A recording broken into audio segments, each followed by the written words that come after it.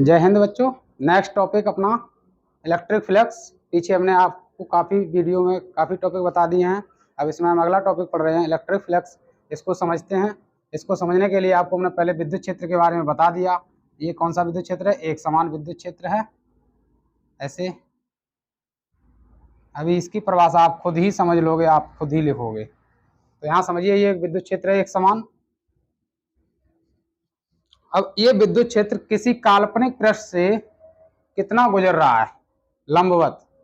ये विद्युत क्षेत्र किसी काल्पनिक पृष्ठ से, मान लिया ये एक सरफेस है, इससे कितना गुजर के जा रहा है, उसकी संख्या को, विद्युत रेखाओं की संख्या को ही क्या कहते हैं? विद्युत फ्लक्स।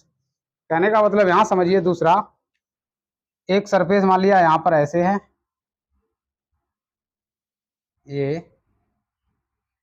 एक सरफेस थोड़ा बड़ा कर दिया, ऐसे कर दिया, ऐसे। तो इससे कितनी जा रही है? 1 2 3। तो इसका विद्युत फ्लक्स कितना हो गया? 3 हो गया। इससे कितनी जा रही है? 1 2 3 4। तो इसका क्या है? विद्युत फ्लक्स 4 है। तो लंबवत जा रही हैं, तो इसकी जो विद्युत क्षेत्र रेखाएं हैं कितनी लंबवत गुजर रही हैं? तो इसके में देखा जाए तो 1 2 3, तो इसका विद्युत फ्लक्स 3 है। इसका कितना? 1 2 3 4, तो इसका विद्युत फ्लक्स 4। तो यहाँ से ये पता चल रहा है कि जो विद्युत फ्लक्स है वो किस पर निर्भर कर रहा है? एक तो इसके सरफेस पर, इसके पृष्ठ के सरफेस पर, और रखा कैसे है उसके एंगल पे भी डिपेंड कर रहा है, और विद्युत क्षेत्र भी कैसा है, ज्यादा है कम है। अगर मैं विद्युत क्षेत्र को थोड़ा पास पास कर दूं, तो ऐसे पास पास कर दूं थोड़ा, और कोई सरफेस रखूं, तो इस पे भी डिपेंड है। विद्युत क्षेत्र किस पर डिपेंड है? एक तो विद्युत क्षेत्र के वैल्यू पर, ये कितना पास पास है या कितने दूर दूर है, और किस पर डिपेंड करता है? ये इसके सरफेस पर। तो इसको पहले परिभाषा समझ लो। इसकी परिभाषा कैसे लिखेंगे? किसी विद्युत क्षेत्र में या विद्युत क्षेत्र में, विद्युत क्षेत्र में स्थित काल्पनिक पृष्ठ, ऐसा नहीं इमेज करके, काल्पनिक समझेंगे यहां, काल्पनिक काल्पनिक पृष्ठ से लंबवत, कैसे? लंबवत गुजरने वाली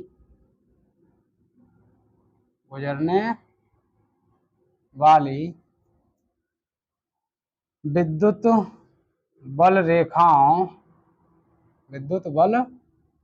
रेखाओं की संख्या को क्या कहते हैं? विद्युत फ्लक्स कहते हैं।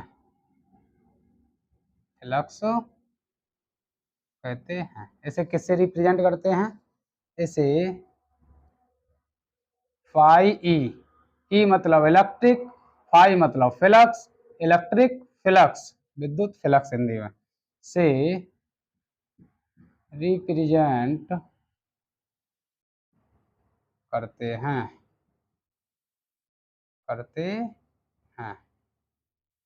या प्रदर्शित करते हैं, एक ही बात है।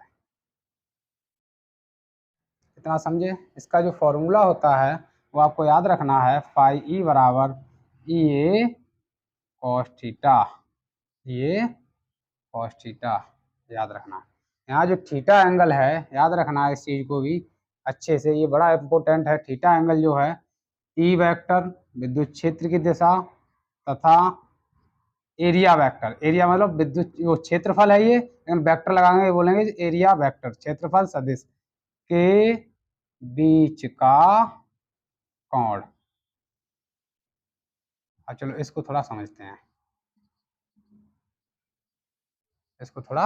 हैं, एरिया वेक्टर को, तो और अच्छे से समझ में आएगा, और ये फॉर्मूला भी आपको समझ में आ जाएगा कि ये कैसे निकला है। इसे हटा दें पहले तो, अरे ध्यान से समझो अच्छे से।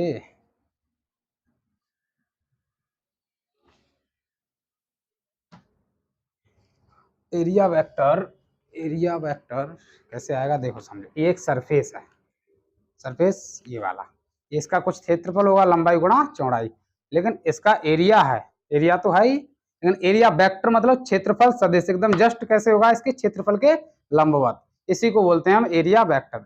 या तो ये होगा या तो ये होगा।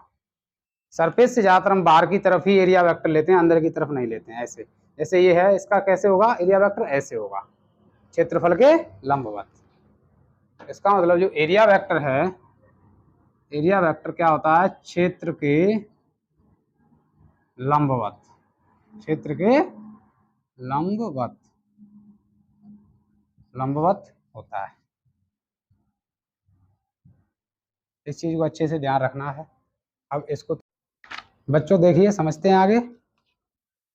यहाँ देखिए, ये जो है, ये सरफेस ऐसे रखा हुआ है, अभी थीटा एंगल पर रखा हुआ है, थीटा एंगल पर रखा हुआ है, तब ये आपको फॉर्मूला याद रखना है किसी भी एंगल के लिए। अगर हम कह दूं अभी कैसे रखे है, ये ऐसे है, तब इसका जो तल है सरफेस विद्युत क्षेत्र के कैसे एकदम लंबवत है। लेकिन एरिया वेक्टर और विद्युत क्षेत्र के बीच में एंगल देखा जाए तो कितना है, 0 है, क्योंकि उधर ही एरिया वेक्टर है और उधर ही क्या है, विद्युत क्षेत्र है। तो एंगल कितना हो जाएगा इसके लिए, अगर जब सरफेस विद्युत क्षेत्र के कैसा रखा हो, लंबवत, तब एरिया वेक्टर वो थीटा कितना हो जाएगा, 0। अब इसमें स्थिति पहले समझते हैं, पहले इसमें स्थिति देखिए, पहले स्थिति स्थिति अगर थीटा बराबर कितना हो, 0 अंश, उस समय देखिए, पहले समझो फिर। ऐसे अगर सरफेस है तो थीटा कितना होगा, 0 होगा। 0 का मतलब है सबसे मैक्सिमम जा रहा है विद्युत फ्लक्स, क्योंकि जितनी भी विद्युत बल रेखाएं हैं वो सारी की सारी इसी से गुजर के जा रही हैं। इस समय ऐसे लग रहा है सब के सब जा रही हैं, इस समय सबसे मैक्सिमम विद्युत फ्लक्स होगा। तो ऐसे हमें फॉर्मूले से भी पता चल जाएगा। देखिए, फाई ई बराबर ई ए कॉस 0। कॉस 0 की वैल्यू कितनी होती है आपको पता है, ई ए कॉस 0 की वैल्यू 1, उस समय सबसे मैक्सिमम होगा। इसको लिख सकते हो मैक्सिमम कितना, ई ए। कब होगा मैक्सिमम, जब थीटा कितना होना चाहिए, 0, या सरफेस का जो तल हो विद्युत क्षेत्र के कैसा हो, लंबवत। अगर मैंने कह दिया ये जो सरफेस है वो कैसे है, समांतर है विद्युत क्षेत्र के, तब एरिया वेक्टर और विद्युत क्षेत्र के बीच में कितना एंगल चला जाएगा, 90 डिग्री। अब हमें सरफेस से ऐसे देखने को मिल रहा है एक भी विद्युत क्षेत्र रेखा गुजर के नहीं जा रही, इसका मतलब है यहाँ विद्युत फ्लक्स कितना है, 0 है। ऐसे फॉर्मूले से भी समझिए। पहला पॉइंट हो गया ये। दूसरा पॉइंट, इफ थीटा कितना हो, 90 डिग्री, 90 डिग्री में क्या होगा, विद्युत क्षेत्र और इसमें जो सरफेस का तल है वो कैसा होगा, पैरेलल, या थीटा और उसके बीच में एंगल कितना होगा विद्युत क्षेत्र के बीच में, 90 डिग्री। तो इसको समझिए, फाई ई बराबर, यहाँ वैल्यू रखिए, ई ए कॉस 90, और कॉस 90 की कितनी वैल्यू होती है, 0, और ये कितना हो जाएगा, कितना हो जाएगा, 0। तो ऐसे देखो, ये तो फॉर्मूले से हमने देख लिया, यहाँ मैक्सिमम है, यहाँ 0 है। अब प्रैक्टिकल थोड़ा समझो, ऐसे देखेंगे तो एक भी नहीं, मतलब एंगल कितना है, थीटा 90 डिग्री, 90 डिग्री मतलब 0, ऐसे ही पता चल रहा है। अगर ऐसे रखेंगे तो कितना है, सबसे ज्यादा एंगल कितना है, 0। कितना एंगल, 0, किसके बीच, एरिया वेक्टर और विद्युत क्षेत्र के बीच। यहाँ इस बात को ध्यान रखना है, जो ये थीटा एंगल लिया जाएगा वो ई वेक्टर और ए वेक्टर के बीच का कोण होगा। अब अगर मैं ये जो फॉर्मूला हमारा किसी भी एंगल के लिए है, ऐसे अगर मैं रख दिया, थोड़ा विद्युत क्षेत्र रेखा कैसी हो गई, कम हो गई गुजरने वाली, तो एंगल कितना है, थीटा, थीटा के लिए ये फॉर्मूला है। ठीक है, अब इसका हम मात्रक भी समझते हैं। मात्रक क्या होता है, फाई का, इसका फाई ई का मात्रक। मात्रक मतलब अच्छे से पता है, मात्रक क्या होता है, जिस चीज को जिसमें हम मापते हैं उसका वो क्या कहलाता है, मात्रक कहलाता है। ऐसे ही हम विद्युत फ्लक्स को भी किसी में मापेंगे, इसका मात्रक निकालिए। कैसे है, विद्युत क्षेत्र का मात्रक देखिए, इसका मात्रक क्या होता है, न्यूटन पर कूलम। विद्युत क्षेत्र का क्या होता है, न्यूटन पर कूलम, पर मतलब बटे। एरिया का क्या होता है, मीटर स्क्वायर, तो इसका मात्रक हो गया न्यूटन मीटर स्क्वायर पर कूलम। या दूसरा मात्रक और होता है, इसका इसका होता है वोल्ट पर मीटर। विद्युत क्षेत्र का कितना होता है, वोल्ट पर मीटर, वोल्ट पर मीटर। और एरिया का क्या है, मीटर स्क्वायर। तो मीटर से ये वाला कट गया, तो दूसरा आ जाएगा आपका वोल्ट मीटर। ठीक है, तो ये आपका इतना विद्युत फ्लक्स था, ये आपका कंप्लीट हो गया है। अब इसके आगे पढ़ते हैं गॉस का नियम। ये अभी जो विद्युत फ्लक्स है वो किससे है, हमारा परिभाषा से है। फाई ई बराबर ई कॉस थीटा, ये याद रखना है। आगे हम इसके अनुप्रयोग करेंगे, गाउस के नियम के अनुप्रयोग, तब ये बहुत ज़्यादा यूज होगा, अच्छे से आपको याद रखना है। अब इसका गाउस का नियम और पढ़ते हैं। गाउस के नियम ने भी इसी के बारे में बताया है, इसको समझते हैं आगे। देखिए, हटा दें ये।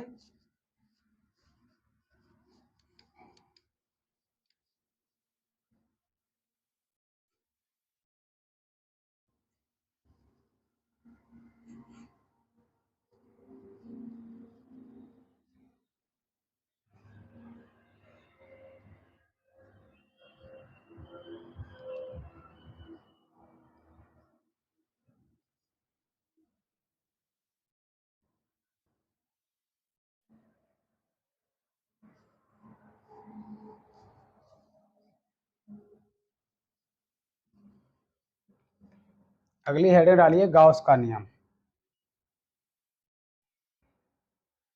गाउस का नियम,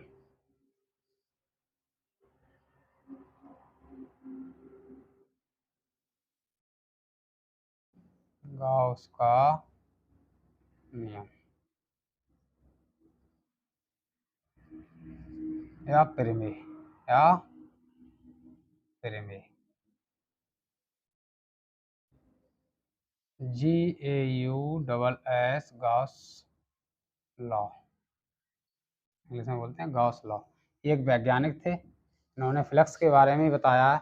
इन्होंने ये कहा, आप चलो परिभाषा से बताते हो कि फाई बराबर क्या होता है भाई, फाई बराबर ई कॉस थीटा, अच्छे से पता है परिभाषा से। लेकिन इन्होंने ये बताया, ये क्या कह रहे हैं, ये कह रहे हैं हम भी बता सकते हैं विद्युत फ्लक्स, किसी सरफेस से गुजरने वाला विद्युत फ्लक्स कैसे होता है। आप केवल हमें ये बता दीजिए उस सरफेस के अंदर कितना चार्ज है। जैसे हमारा कई सारे पॉइंट होंगे ऐसे, इन पर चार्ज उपस्थित होगा, सरफेस है, सरफेस से क्या होगा, चार्ज होगा। चार्ज से क्या निकलती है, विद्युत क्षेत्र रेखाएं बाहर निकलती हैं प्लस चार्ज से। तो ये कह रहे हैं गाउस लॉ, कहते हैं हमें केवल आप ये बता दिए उस सरफेस के अंदर कितना चार्ज है, उस चार्ज को हम क्या कर लेंगे, टोटल जोड़ लेंगे। टोटल क्या कर लेंगे, जोड़ लेंगे, उस आवेश को टोटल जोड़ लेंगे, जैसे बोलेंगे सिग्मा क्यू। अब हम इसमें क्या कर देंगे, 1/एप्सिलॉन0 का गुना कर देंगे, तो ये हमारा किसके बराबर आ जाएगा, विद्युत फ्लक्स के बराबर आ जाएगा। यही गाउस का रूल है, ऐसे सिग्मा क्यू बटे एप्सिलॉन नॉट। इसको इसका परिभाषा या कैसे नियम कैसे लिखोगे, कैसे लिखोगे समझो, क्या लिखोगे, किसी बंद पृष्ठ से गुजरने वाला विद्युत फ्लक्स उस पृष्ठ के भीतर उपस्थित कुल आवेश का 1/एप्सिलॉन0 गुना होता है। ये कौन बता रहा है भाई, गॉस का नियम, या गॉस वैज्ञानिक जो हैं वो बता रहे हैं कि हमें केवल आप ये बता दीजिए कि उस सरफेस के अंदर कितना चार्ज है, और अगर हम उसमें कितने का गुणा कर लेंगे, 1/एप्सिलॉन0 का गुणा कर लेंगे, तो वो हमारी वैल्यू किसके बराबर आ जाएगी, फाई ई के बराबर। और आपने भी हमें बताया था कि फाई ई बराबर क्या होता है, ये कॉस थीटा। आप चाहे इससे भी निकाल लेना, वो हमारा ही ऐसे इतने के बराबर ही निकलेगा।